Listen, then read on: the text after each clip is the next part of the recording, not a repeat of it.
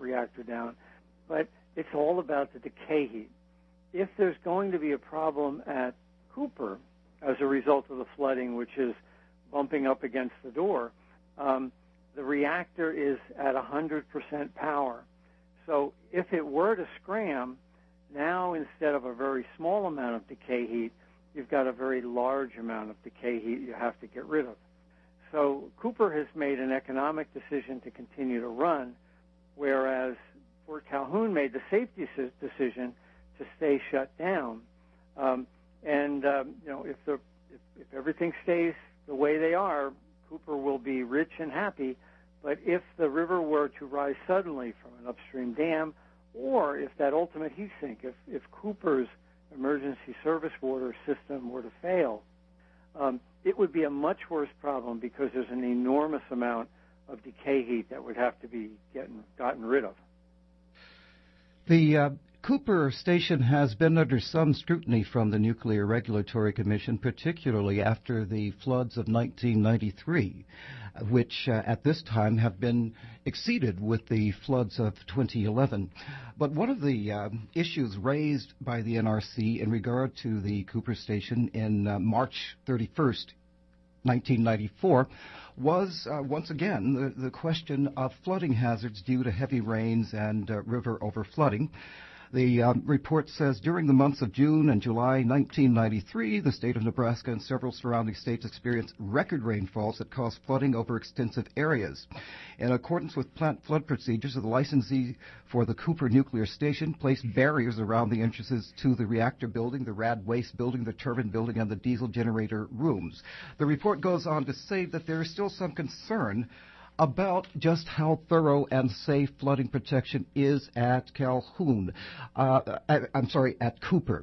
So what are the touchy points to look for at this boiling water reactor with the torus and the same kind of Mark I design as Fukushima's? Yeah, it was interesting because, this is the 93 floods were supposedly the design basis flood, as bad as we could ever imagine it would get with the 93. And here we are, less than 20 years later, and we've got an even worse flood. It really should force the NRC to look at what really is the design basis for the plant. You don't build for what happened. You build for a much more stringent situation. So, in fact, in 20 years, we've had 2 design basis events, which makes no sense as far as safety design. But on your question about what does it mean to the safety systems, the big issue at Cooper are the low-lying pumps and the low-lying electrical systems. So things like the off-site switchyard again, the diesels are somewhat higher than they were at Fukushima, so they probably won't flood. But again, it's the ultimate heat sink. It's the service water pumps that cool the diesels. It's sort of like the motor in your car has an internal system that runs through a radiator. Well, the service water pumps cool the diesel, and if the service water pumps are damaged, like they were at Fukushima, it doesn't matter if you have diesels, and it really doesn't matter if you have off-site power, because they also provide cooling to something called the RHR heat exchanger, residual heat removal heat exchanger. And if there's no way to remove the heat, if the ultimate heat sink is gone, you're going to have core damage. It would have been, in my mind, better if Cooper had decided to shut down and let that decay heat dissipate as a just in case rather than continue to run. We're speaking with Arnie Gundersen of Fairwinds Associates. And Arnie, I know you've also been looking at the even bigger picture than these particular nuclear power plants in this age where there are skirmishes across the country about the Obama administration's push for there to be a new wave of nuclear power plant construction with tens of billions of dollars in insurance guarantees to be made for them. And at the same time, the issue of just how old can a nuclear power plant reliably operate? Some of them were designed for a 20 to 40-year lifespan and are now being relicensed to 60, and some say some of them may make it up to 80, perhaps a century of operation. And yet there is something about the financing of it that seems to not cover all of the possibilities and liabilities. Can you address that issue and how that's handled in the United States versus other parts of the world?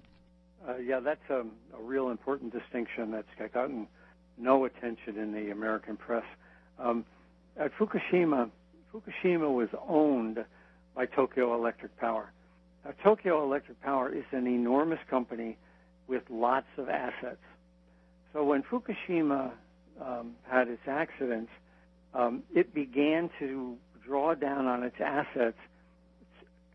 Tokyo Electric began to draw down on its assets and sell bonds, etc., to finance the recovery effort at Fukushima. And they could still sell power plants and things like that if they need to finance the efforts at Fukushima. The Japanese government does not want to bail Tokyo Electric out. Now, Tokyo Electric is having financial trouble right now. Their bonds have been reduced to junk bond status because of Fukushima, and perhaps in the long haul they'll have to sell off everything and go bankrupt. But right now they're a going entity, and they're paying their bills. They're paying for the thousands of people that are going into Fukushima to make repairs. They're paying for the filtration systems, etc. So they are probably on the line for perhaps $100 billion worth of losses. And they're big enough that they probably can afford that. Now, what happened in the United States is entirely different.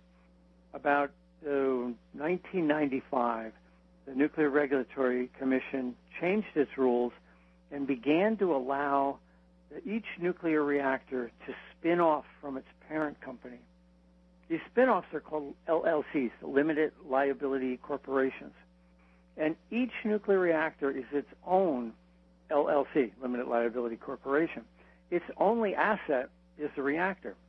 So, let's take a look at Indian Point, upriver from New York City. Indian Point 2 is its own standalone financial company, its own LLC. Indian Point 3 is a separate LLC.